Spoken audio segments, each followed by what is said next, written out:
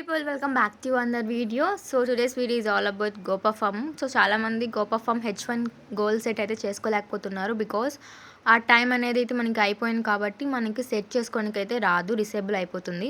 Even GST rise చేసినా కూడా back end నుంచి కూడా ఆ సపోర్ట్ అయితే మనకి రాదు. నేను ట్రై చేశాను ఒకసారి, అవుతుందేమో అనేసి జిఎస్టీ ద్వారా, బట్ ఇట్ ఈస్ నాట్ జరగదనేసి వాళ్ళే చెప్పడం జరిగింది. సో అండ్ మీకు ప్రాజెక్ట్ వచ్చిన వాళ్ళకైతే మీరు ప్రాజెక్ట్ మేనేజర్ని అప్రోచ్ అవ్వచ్చు. ఈ విధంగా నాకు H1 సెట్ గోల్ ఓపెన్ అవ్వడం లేదు, డిసేబుల్ అయిపోయింది అని రిక్వెస్ట్ చేసుకున్నట్లయితే మీరు ప్రాజెక్ట్ మేనేజర్ అయితే మీకు హెల్ప్ చేయొచ్చు, అప్రోచ్ చేయొచ్చు. Because project manager check in చేయడానికి పాసిబిలిటీ ఉంది కాబట్టి. ప్రాజెక్ట్ ఇంకా రాలేదు, ఇంకా ట్రైనింగ్లోనే ఉన్నారు అనే వాళ్ళకి మాత్రం నో ప్రాబ్లం. సో ఆ ప్రాబ్లం అయితే ఏముండదు గోపర్ఫార్మ్ అనేది సెట్ చేసుకోకపోతే.